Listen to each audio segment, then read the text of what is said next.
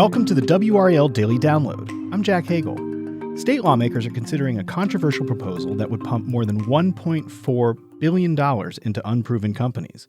Supporters say the money is needed to spur economic growth in the state, but opponents say it has too many risks and that the money would be better spent elsewhere.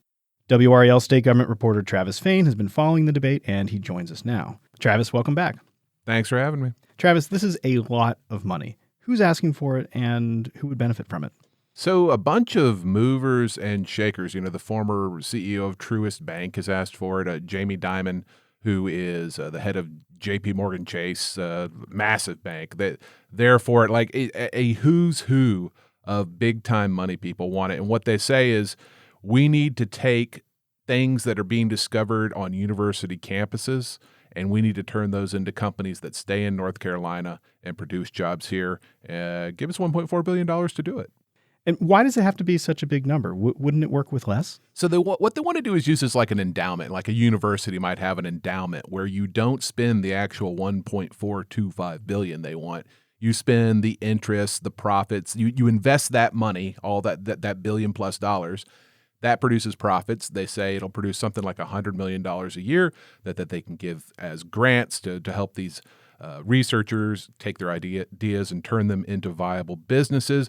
And they say it won't work with less. They say that at $1 billion instead of 1.4, that the whole thing falls apart in like year 9 or 10. So it's just a matter of wanting enough money so that they don't have to spend the endowment. Sometimes people will call that the corpus. They just spend the profit that those investments make. Now, this has bipartisan support, but not everybody is on board. What are the skeptics saying? That, hey, you sure want lots of money here.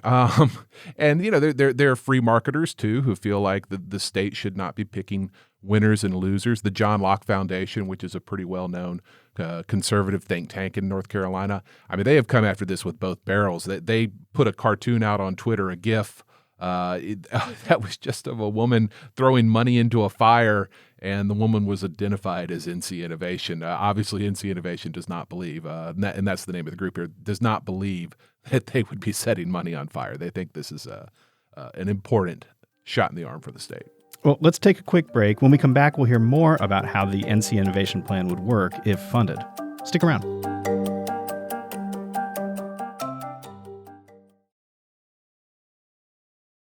Welcome back to the WRAL Daily Download. We're talking with WRAL state government reporter Travis Fain about proposed state funding for private startups.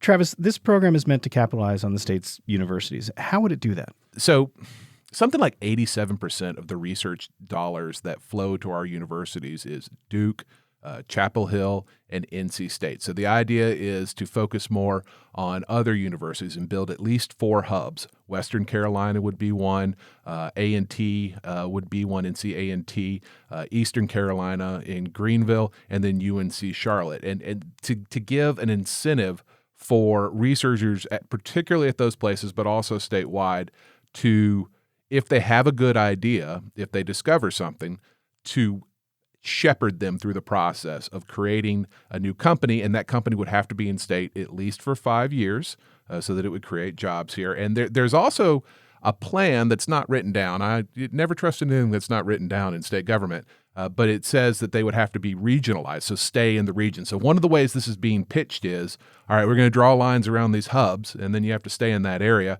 So it helps counties that don't have Research Triangle Park here in the Raleigh and Durham area. That is just this massive economic driver. The idea is to build some economic drivers in other parts of the state. So what happens with the companies that take off, and for that matter, for those that fail? Well, these are grants. These would be grants that would be given to these professors, to these researchers. So if the company takes off, that's great. It builds jobs. It builds cachet for the state. Success. Nothing succeeds like success, right? So the idea is that these are economic drivers. But we would not, taxpayers and NCInnovation would not have an equity stake. So if the company does really well, we don't get paid back the money. It was a grant. Now, universities typically have an agreement with their professors, their researchers, that, hey, you discover something here, we get part of it, that money flows back to the university. Those percentages vary. I hear 40% a lot, though, so it is significant money. The ones that fail, that's just, hey, too bad. Again, it's a grant, it's not a loan. I'm guessing there are a lot of questions about the oversight of this program. How would that work? So there's pretty robust oversight written into the proposal, which is part of the state Senate budget. But the devil's always in the details with these things. And you're right. The fact that this is such a massive amount of money. I mean, even in the context of a $30-something billion a year state budget that is flush with cash right now. We got a lot of money from the federal government during the pandemic. The pandemic did not hurt state revenues collections as much as expected. So we have this surplus, and the thought is, well, let's take this one-time money and do something kind of transformational here. But there are an awful lot of people at the General Assembly who are like, well, I need more questions answered. And there are people who feel like NCInnovation is making promises that it can't necessarily keep.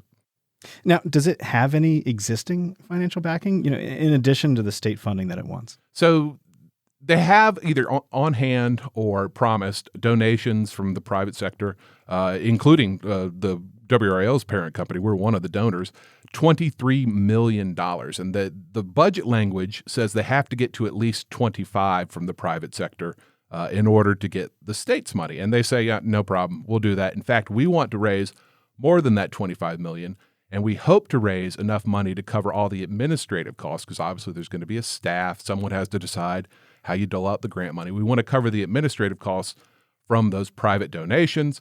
And then the 1.425 would be invested. They'd hire a money manager who would do what money managers do. This would be a private company that decides how the money is invested in order to take that endowment and turn a profit on it to fund the grants. Now, has the state done anything like this before? Sort of. Never on this scale. And with the process, with kind of the cycle from idea to company, there are all these different parts of it. And then venture capital comes in and invests and builds the business. This is kind of the step before that they're talking about. They want to get through what they call the valley of death, which is get an idea ready for this major infusion of capital. But that infusion of capital is something that the state has been involved in before. There's a fund called NCIDEA, IDEA, where the state helped fund a company that turned out to be real successful, very similar to this, but the state had an equity stake in it. So it made, I think, $29 million. So it took that money and created something really similar to what we're talking about here, but $29 million is a small number compared to what we're talking about. The state pension fund has a North Carolina specific investment fund where it's only investing, I think it's $500 million in North Carolina specific companies. That's a little different than taking an idea at a university. That's a little further along the process. So there's some things that are similar, but this is on a much larger scale and at a little different point in the process. Now, what about other states? Have they tried similar programs? Yes. It's a little hard for me to get apples to apples comparisons because economic development is a really big pot. I mean, we already have lots of state money that we use for incentives to bring companies from out of state into North Carolina. So do other states. So to get a full-on apples-to-apples comparison is a little hard. But yes, Ohio has done something like this. Massachusetts is a state that NCInnovation points to a lot. This seems to be something that other states are doing and moving toward. Now, the fate of this program depends on the state budget negotiations. Where do those stand, and what are the chances this program survives?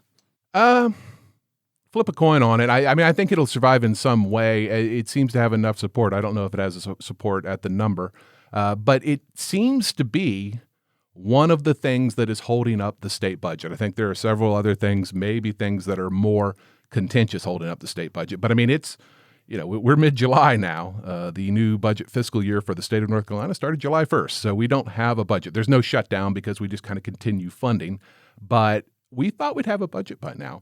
And things have gone really quiet at the state legislature while top leaders, and it's really only the very top leaders, talk these big issues through and are kind of at loggerheads between the House leadership and the Senate leadership on how to proceed. And one of the things they're struggling with is this NCInnovation program. So if you're a state employee wondering, where's my raise that's going to happen in the state budget? Well, one of the reasons it's being held up is they're trying to decide this kind of transformational or potentially transformational project. If this project isn't funded, where does that money go? Yeah, it could go any number of places. There's a good chance, though, it goes toward tax cuts. there's a good chance it goes just to the bottom line reserves.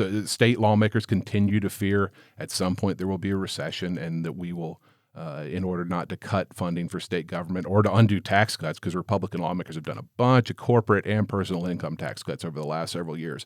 So let's save that money, keep it on the bottom line. But yeah, it could be, all money's fungible, we like to say down at the State House. So it could go to anything in the budget. Have lawmakers weighed in on this project?